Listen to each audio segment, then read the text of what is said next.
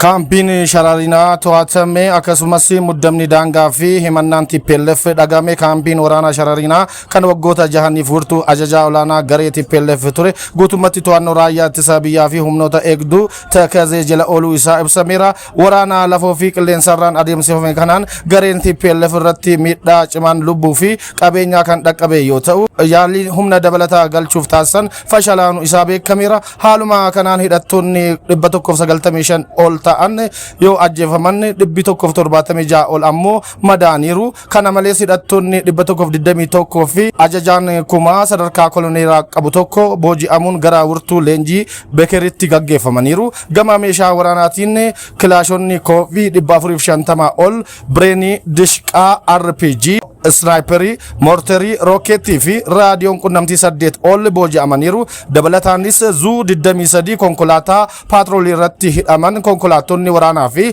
loojistiksii akkasumas tiraaktaroonni yoo barbadaa'an jenereetoroonni fi meeshaaleen biroo to'annoo jala oolaniiru. Gama biraatiin kaampiin Shararinaa to'atamuu isaa hordofee lafoota Itoophiyaa daangaa irratti argaman kan waraana Suudaaniin qabaman irratti muddamni uumamuu isaa gabaasonni mul'isaa jiru. Gama biraatiin Gareen ofii isaatiin bulchiinsa naannoo Tigraay godhee muude TPLF ibsaarraa qaamolee dippiloomaasiif ergeen mootummaan federaalaa dhihaa Tigraay naannoo Shararinaatti haleellaa waraanaa haaraa banuun haalicha gara sadarkaa hamaatti ceesira jechuun komateera. TPLF mootummaan federaalaa waliigaltee nagaa Pretooriyaa cabseera jechuun kan yakke yoo ta'u, ummanni qaamoleen nageenyaa fi diyaaspooraan jiraachuu isaanii mirkaneessuuf waliin akka dhaabbatan waamicha dhiyeesseera. Akkasumas hawaasni idil addunyaa haalicha dhiyeenyaan akka hordofuu fi balaa kanaan naannichatti uumamuu akka hubatu gaafateera. Haa ta'u malee ragaaleen Shararinaa irraa bahan akka mul'isanitti haleellaan TPLF kaleessa injifannoodhaan sirbuuf kaayyeffatte ofii isaatiifuu gara gaddaatti akka jalaa jijjiirame